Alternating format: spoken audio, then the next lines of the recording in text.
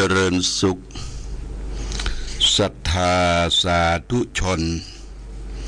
ญาติโยมท่านพุทธบริษัทดังหลายวันนี้รายการธรรมประทีปส่องต่างก็ได้มาพบปะกับพ่อแม่พี่น้องศรัทธาสาธุชนญาติโยมแห่งครั้งหนึ่งวันนี้เป็นวันอาทิตย์ที่22เดือนกันยายนพุทธศักราช2567ซึ่งตรงกับเดือน10ใต้เดือน12เหนือแรม5ค่ำปีมะโรงวันนี้เป็นวันหยุดการหยุดงานของข้าราชการบ้านเมืองแล้วก็ส่วนกิจกรรมงานทำบุญสุนทานก็ยังมีอยู่ในช่วงนี้เป็นเดือน12ก็มีการตานเข้าสลักพัดมีการตานเข้าอุทิศส่วนกุศลให้แก่ญาติโหโยติกาวันนี้ก็จะมีงานทำบุญที่วัดต้นหนุนนี่ก็จะทำบุญวันกตัญญูของหลวงพ่อพระครูวิสุทธิธรรมรักษ์เจ้าคณะตำบลเวียงเขต2หรือท่านอาจารย์จายวัดต้นหนุนเปิ่นก็ทำเป็นประจำทุกปีวันกตัญญูได้นิมนต์สังฆพระสงฆ์ไปเจริญพุทธมนต์แล้วก็ได้เผยแผ่แก่ผู้สูงอายุสูงวัยได้แจกผ้าห่มแจกผ้าตุ้มส่งเสริมผู้อายุสูงวัยก็ญาติโยมว่างก็ไปร่วมกันดังจากนั้นก็จะได้เดินทางไปร่วมงานทำบุญตานเข้าสลากพัดณที่วัดเรียกว่าวัดสันทรายคลองน้อยวัดสันทรายคลองน้อยจะทำบุญตานสลากพัดวันนี้ก็จะได้ไปตอนบ่ายวัดสันทรายคลองน้อยก็เป็นชุมชนใหญ่เจ้าวาดก็คือท่านพระครูศีลปัญญากรท่านอาจารย์อเนกก็ร่างกายก็ไปไหนบ่ค่อยได้เท่าใดก็อยู่ที่วัดวาอารามอยู่วัดวาอารามเพราะว่าส่วนตั้งแข้งตั้งขาตั้งสึงไปมันก็เป็นเหตุเพศภัยอันที่ได้ประสบแต่ก่อนวัดสันทรายคลองน้อยนี่เป็นแหล่งทำยาพิษยาสมุนไพรหลายอย่างเพิ่นก็ปลูกสมุนไพรแล้วก็รู้จักสมุนไพรดีวัดเป็นแหล่งชุมชนผู้คนก็ได้ไปอยู่ที่วัดที่ว่าไปไปจาต้มน้ำร้อนน้ำชาน้ำยากินกันนะเป็นแหล่งแห่งวัดหนึ่งที่ปลูกสมุนไพรแต่นั่นละภัยความเจ็บไข้ได้ป่วยก็มาถึงท่านเจ้าว่าก็อยู่ได้ดำเนินชีวิตอยู่ได้เป็นกำลังจิตกำลังใจให้แก่ศรัทธาญาติโยมวันนี้ตอนบ่ายก็จะไปร่วมในการทำบุญตานเข้าสลักกพัดของวัดคลองศิลาสันทรายของน้อยบ้านของป่อนานพรหมวิริยะท่านป่อนานอ้ายวิริยะป่อนานพรหมอันนี้ก็ไผ่หูจักมักคุณก็ไปร่วมบุญร่วมกุศลด้วยกันเป็นงานตามเข้าสลากพัดแต่ว่านี่ก็มีหลายวัดแต่ว่านี่ก็มีวัดศรีมงคลวัดคูหาวารีเกษมสันปัญญางก็ผ่านไปด้วยความเรียบร้อยดีงามทุกวัดวาอารามของอำเภอฝางแม่อายชัยประการก็จะมีกินเข้าสลากพัดกันทุกวัด เงินปัจจัยที่ได้จากการทำบุญสูญตานแล้วก็จะได้เป็นเงินบำรุงวัดวาอารามเป็นค่าน้ำค่าไฟค่าจิปาถะทุกอย่างคือแก่วัดวาอารามอันนี้ก็บ่แปลกที่ว่าทุกวัดจะต้องมีการทำบุญสูญตานเข้าสลากพัดและหัววัดนี่ก็ไปเติงกันวัดนั้นวัดนี้บางทีบางวัดก็มีช่างฟ้อนไปเสริมช่างฟ้อนนางลำเป็นผู้นำหัววัดไปฟ้อนไปลำไปเสริมเพื่อแก่วัดวาอารามนั้นสร้างความอบอุ่นสร้างความปรีติสร้างความสามัคคีเกิดขึ้นกับหมู่กับคณะอย่างที่ทางวัดพระพุทธบาทอุดมได้ตาลเมื่อต้นเดือนที่ผ่านมานี่มีคณะจ้างฟ้อนมาร่วมอยู่ถึง26หัววัด26หัววัดนี่เฉพาะช่างฟ้อนที่มามีการฟ้อนของพี่น้องไตใหญ่พี่น้องปะหล่องพี่น้องคนเมืองฟ้อนอีกก็ฟ้อนอย่างก็เป็นที่สนุกสนานเป็นที่สนุกสนานบางวัดที่วัดก็มีคณะช่างฟ้อนแม่บ้านต้อนรับกันตามทานานุรูปไปแล้วเขาบ่ต้องการที่จะ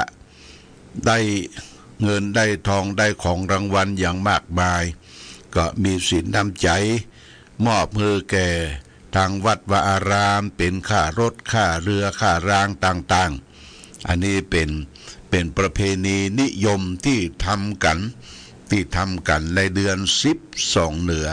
เดือน12เหนือและประเพณีแห่งอย่างหนึ่งของพี่น้องชาติพันธุ์ก็คือประเพณีออกว่า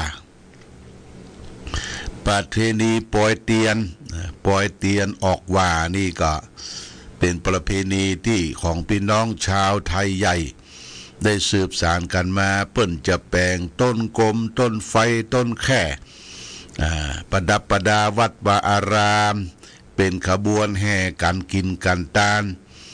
และของที่เปิ้นต้อนรับในแต่ละจองแต่ละวัดพอแห่ขวดตาลไปถึงเปิ้งก็จะมีน้ำขิงพ่องขิงเอามายำกับเมี่ยงยำน้ำขิงเอามาสู่มาตำเป็นแบบอย่างบางทีก็มีขนมเรียกว่าข้าวนมแดงข้าวเหนียวที่ผสมด้วยของหวานเป็นน้ำตาลเป็นน้ำอ้อยเอามาสู้กันอันนี้จะไปละญาติโยมจะไปละไปเลยของประเพณีนิยมที่ทำมาตั้งแต่บรรพชนมาช่วยกันทำถ้าเฮาไปตังปุ้นบ้านปางปอยตำบลแม่คะอันนี้ก็จะมีทำขนมเรียกว่าขนมคาราบาวที่ว่าขนมคาราบาวนะมาขนมข้าวควายนั่นแหละญาติโยมเปิ้นจะเอาใบตองมาปันเป็นอย่างข้าวควายแล้วก็เอาข้าวสารข้าวนึ่งผสมด้วยถั่วดินอย่างต่างๆใส่ลงไปแล้วก็ไปนึ่งไปต้มถ้าเอาไปเปิ้นจะมีการต้อนรับบางทีก็แกะขูดบะป้าวใส่น้ำตาลทรายต้อนรับบางทีก็จ๊อกใส่ถุงเอามอบเพื่อเป็นการต้อนรับการต้อนรับอันนี้เป็นประเพณีสืบสานและของที่ติดตามมาของปลูกของฝังที่จะมีมาในช่วงใกล้ออกพรรษานี่ก็มีมันแก้วมันอาลูแล้วก็มันตั้งมันอย่างต่างๆนี่เพื่อจะนึ่งมาเอามาถวายแต่ตะวานี่ญาติโยมอาตมาดูลายดูเฟซว่าที่ประเทศจีนนะ เปิ้นปลูกมันแก้วเนี่ยเป็นมันแก้วที่มีเครือย้อยขึ้นไปแปลงห้างคือมันแปลงคาคือมัน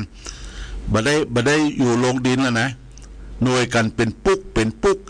อันนี้ก็แปลกดีเปิ้นวิจัยออกมามันแก้วหน่วยเป็นปุ๊กห้อยย้อยเป็นมันแก้วแดงอันนี้วิทยาการเปิ้นเก่งเปิ้นบ่ต้องอาศัยดินละบ่ได้อาศัยดินหน่วยเป็นปุ๊กเป็นวิทยาการแบบแผนใหม่ของการเกษตรควรที่จะได้ศึกษานำพาแต่การเกษตรนั้นบ้านเฮาเมืองเฮานี่เก่งนะบ้านเฮาเมืองเฮาประเทศชาติประเทศไทยนี่เก่งได้จะได้ญาติโยมเฮาลองพอเถอะพืชพันธุ์ธัญญาหารลูกส้มของหวานนี่ออกทุกฤดูบ่ว่าแล้งบ่ว่าหน้าฝนบ่ว่าช่วงใดอย่างส้มเนี่ยญาติโยมส้มหน้าฝนนี่ก็มีส้มหน้าหนาวหน้าร้อนนี่ก็มีส้มเนี่ยเพิ่นปลูกมะม่วงก็เหมือนกันมะม่วงนี่ที่ปลูกได้กินทุกฤดูเพราะฉะนั้นสิ่งทั้งหลายทั้งปวงดินฟ้าอากาศอุณหภูมิบ้านเฮานี่ดีแต่ว่าวันซืนก็อาตมาก็ไปซื้อพันธุ์ผักไม้มาที่ร้านปากทางเข้าห้วยงูสันทรายนี่นะที่ท่านก็มีเกี่ยวกับการเกษตรพันธุ์ผักไม้ซื้อพันธุ์บะถั่วยาวซื้อพันธุ์อันนี้พันธุ์ไอ้มะเขือเทศเป็นพันธุ์ผักกาดจ้อนเป็นพันธุ์บะแตงน้อยที่เพิ่นเอาจิ้มน้ำพริกกับน้ำพริกแล้วถามว่าเอาไปปลูกที่ไหนก็ปลูกที่บนวัดญาติโยมนะเฮาบ่ต้องมีแปลงใหญ่อย่างใหญ่โตจะแปลงปลูกข้างวิหารปลูกข้างศาลาหน้าครูบาก็มีแปลงอยู่อันนี้ทดลองปลูกเป็นแซมเปิลเป็นตัวอย่างญาติโยมท่านสาธุชนได้หันได้ดูแล้วก็เม็ดบะฟักแก้วก็ซื้อมาฟักแก้วนี่ถ้ามันเกิดมามันมียอดมีปลายเอามาใช้ได้หมดญาติโยมใส่แกงแค่ก็ได้เอามาหั่นคั่วกับไข่ก็ได้ยอดฟักแก้วคะแนนว่ามันปลูกมันเป็นขึ้นมาเฮาจะไปละเลยเรื่องน้ำเรื่องท่าเรื่องปุ๋ยดูแลสิ่งเหล่านี้เกิดขึ้นมีขึ้นบัดนี้ทดลองปลูกทุเรียนนี่มี3 ต้นคือนานทวัชชัยเกียงไกรวิโรจน์มาปลูกแล้วก็ต่อน้ำต่อหยังรดมันแล้วก็ไปดูมันถึงวันมันก็ปงคิดว่าแหมน้อยแหมสัก3 ปีนี่จะได้กินทุเรียนหน้าครูบาศรีวิจัยคือปลูกฝังไว้ญาติโยมและสิ่งที่ปลูกฝังไว้ง่ายที่บ่ต้องไปลงทุนลงแรงบ่ต้องไปดูแลนักก็คือกล้วยไต้ญาติโยมกล้วยไต้กล้วยน้ำว้าคือปลูกฝังไว้หิมหัวหิมหาวมันได้ใจสะปะใจทั้งตองใจทั้งปีใจทั้งต้นทุกอย่างกล้วยไต้เนี่ยนะผลที่มันออกมาเป็นเครือบ่ได้ซ้ำแปลงเครือหนึ่งก็หลายบาทวีหนึ่งก็ประมาณสัก20 บาทนะญาติโยมเพราะว่าได้ซื้อเป็นประจำ5-6 วันถ้าบ่มีต้องไปซื้อเอามาอย่างซื้อมาไว้ข้างกุฏิหลวงพ่อนี่ก็จะมีนกปิดจลิวนกกิดมากินนกเอี้ยงดำมากินและจอนข้างลายแล้วก็จอนหางปุมากินมากัดกินสักวัน2 วันนี่ก็หมดไว้วี2 วีเฮาก็ลักพกมันนะญาติโยมเฮาก็อยู่ในห้องแล้วมีเป็นหน้าต่างกระจกมันบ่หันแมงทั้งหลายสัตว์ทั้งหลายนี่บ่หันมันระแวดระวังเนี่ยมันจะมากินได้มันพอซ้ายพอขวาแล้วก็วิดไปวิดมาอย่างนกก็เหมือนกันถ้ามันจะจับซับตอดอย่างของที่เฮาไปถึงมันกล้วยเนี่ยมันเหลว มันเหลียวซ้ายเลี้ยวขวาดูนั่นกลัวคนน่ะคนเฮามนุษย์สัตว์ร้ายคนเนี่ยได้ทำร้ายสัตว์แต่ก่อนนี้เฮาได้ไปยิงนกตกป่าได้ไปฆ่าสัตว์อย่างนกอีปูนกน้อยๆเนี่ยแต่ก่อนเป็นละออนเอาหนังสติ๊กไปยิงเปิ้นยิงแล้วเป็นอย่างเป็นการมันมือเป็นการสนุกสนานแต่หาเหตุผลบ่ได้ญาติโยมเฮามานึกถึงสภาพสุดท้าย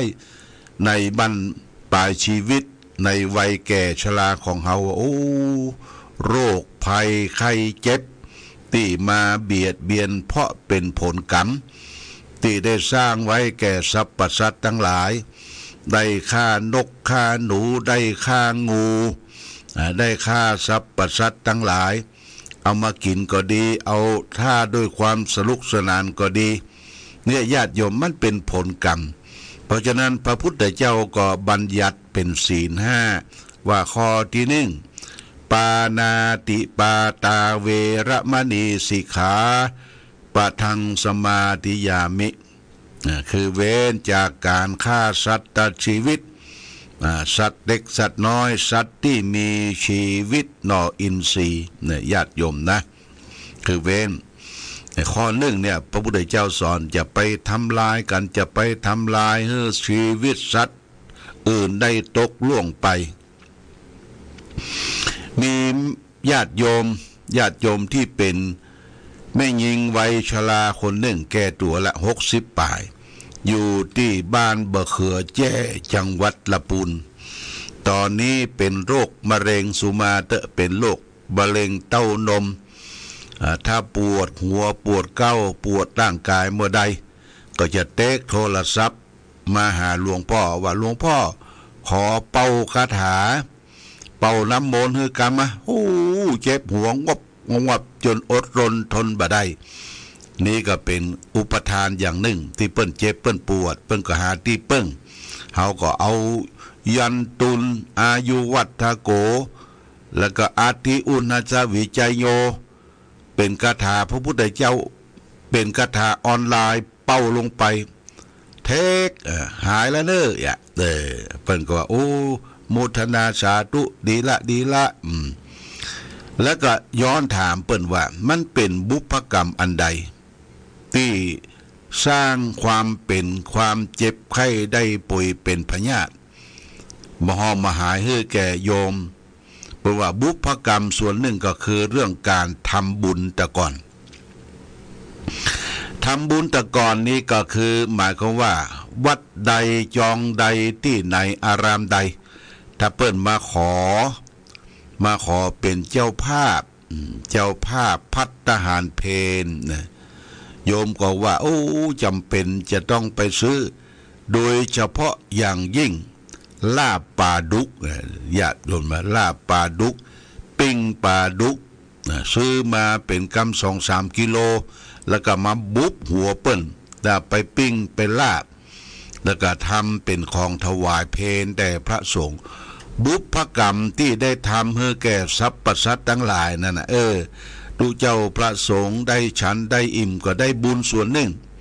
และคนที่ทำฆาตกรรมต่อสรรพสัตว์ทั้งหลายได้รับผลกรรมเป็นบาปนะญาติโยมเป็นบาปเป็นผลกรรมวิบากกรรมมาสู่ย้อนซ้อนเพราะกรรมกินได้ถวายตามเพิ่นว่าโอ้ยอมรับกรรมที่ทำลงไป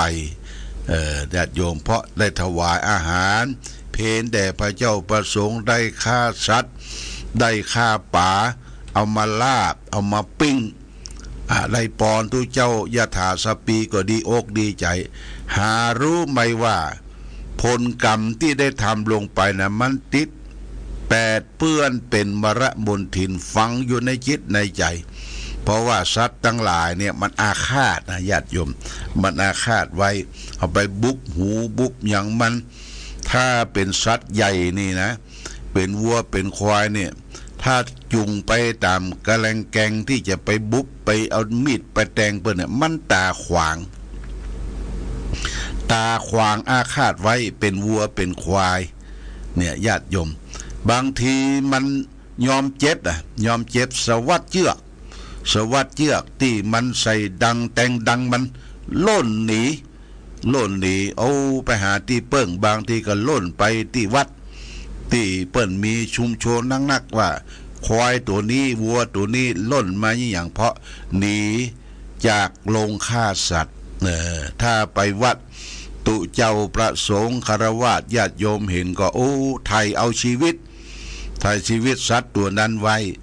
มันก็ปลอดภัยมันก็จะตายเมื่อมันแก่ตามวัยชราของมันได้ไปอยู่วัดอยู่วาสัตว์ที่มันหูมันสัญชาตญาณมันบอกว่าตุเจ้าประสงค์วัดวาอารามญาติโยมที่ไหนมีพระคุณต่อมันก็เชื่องมันก็คุ้นกำเมืองเขาว่าคุ้นเกินคุ้นเคยนะเวลาเปิ้นไปบิณฑบาตมันก็เตี้ยวไปตัวน่ะอย่างทางภาคอีสานเนี่ยวัวควายไปบิณฑบาตกับตุเจ้าแม้แต่หมูก็เหมือนกันหมูก็ไปบิณฑบาตมานี่ไม่ต้องว่าญาติโยมมาสุนัขเนี่ยถ้าตุเจ้าออกวัดโดยกันลุ่มมันหูกรรมเพราะมันได้กินได้อยู่ได้อาศัยมันปลอดภัยมันมีภัยไปลังควานเอาชีวิตมันไปเนี่ยคือการรู้กุลของสัตว์ทั้งหลายมีสัญชาตญาณเพราะนั้นญาติโยมพระพุทธเจ้าบัญญัติศีลข้อที่หนึ่งไว้ปานาติปาตาเวระมณีสิกขาปะทังสมาธิยามิการไม่ฆ่าสัตว์ตัดชีวิตสัตว์เล็กสัตว์น้อยสัตว์ที่มีชีวิตนออินทรีย์เนี่ยเป็นการรักษาศีลข้อที่หนึ่งภายรักษาศีลข้อที่หนึ่งคนนั้นก็จะมีวันณะอันผ่องใสและก็ปลอดจากโรคภัยไข้เจ็บนานาต่างๆกำบะมาข้อมาปานแต่ว่านี่ดูลายในโทรศัพท์ประเทศตังแอฟริกานี่ญาติโยมเปิ้นมีทุ่งกว้างใหญ่แหล่งที่นั่นเป็นที่อยู่ของสัตว์ป่าใหญ่คือสิงโตเสือมังกรเสือดาวอย่างต่างๆแต่ฝรั่งเนี่ยเปิ้นไปยิงสิงโตญาติโยมเป็นคณะ 4-5 คนเอาปืนดีๆเนี่ยสิงโตแบบสวยจดงดงามแต่ก่อนเนี่ยมันเกิดมาหลาย10 ปีละไปยิงสิงโตตายเป็นตัวแล้วก็มีกล้องปืนกล้องส่องใส่กล้องปืนส่องไปสิงโตอยู่พุ่มไม้ที่ไหนเตียวมายิงตายทุกตัวญาติโยมก็ทำให้คนที่อนุรักษ์สัตว์ป่าร้องเรียนว่าจะไปทำลายสัตว์ป่าเป็นรักษานิเวศรักษาป่ารักษาความสมดุลของป่าไว้นะสิงโตมันก็ไปกินสัตว์ที่เป็นกวางเป็นเก้งน้อยๆมันก็รักษาสภาพป่าไว้เอาไปทำลายฆ่าสัตว์ต่อไปเขาก็จะไม่ได้หู้ได้หันว่าสัตว์ตะกอนที่มันมีอยู่กับโลกเนี่ยมีลักษณะอย่างใดเด็กลูกหลานเยาวชนเขาก็หันแต่ในกระดาษหันแต่ในหนังสืออย่างช้างนี่ก็เหมือนกันนะช้างเนี่ยเป็นสัญลักษณ์ของคนไทยช้างช่วยทำศึกต่อสู้กับอริราชศัตรูพระบาทสมเด็จพระนเรศพระนเรศวรมหาราชทรงช้างต่อสู้กับพระมหาธรรมราชาเนี่ยเอาจนได้ชัยชนะประกาศอิสรภาพบ่ขึ้นกับเป็นเมืองขึ้นของพม่าก็เพราะอาศัยช้างเพราะช้างนี่เป็นสัญลักษณ์ของคนของตังเหนือเฮาของร้านลาเฮาถ้าเมืองอื่นอย่างประเทศพม่าประเทศนอกเปิ้นเอาสิงโตเป็นสัญลักษณ์บ้านเฮาจะต้องแปลงช้างเป็นสัญลักษณ์ของความสำเร็จเฮาจึงมีช้างมงคลช้างเผือกถวายพระบาทสมเด็จพระเจ้าอยู่หัวเมืองช้างนี่ก็คือเมืองสุรินทร์พี่น้องคเมรนี่อยู่กับช้างเป็นหมู่บ้านช้างญาติโยมมีโอกาสเวลาก็ไปเอวจังหวัดสุรินทร์เปิ้นสอนให้มันปืดไม้สอนให้มันรากไม้สอนให้มันเล่นละครสอนให้มันเตะฟุตบอลได้สอนให้มันวาดภาพได้นี่จ้าง เป็นจ้างที่มีความรู้เฮาอยู่กับจ้างอยู่กับสัตว์ก็มีเมตตาต่อสรรพสัตว์ทั้งหลายเอาละวันนี้ได้ได้จาทักทาประสัยในวันหยุดวันนี้วันอาทิตย์เฮาก็อยู่ที่บ้านที่จองฟังซอเนื้อญาติโยมฟังซอเสียงขับขานปีแน่เป็นของร้านนาไทยเฮา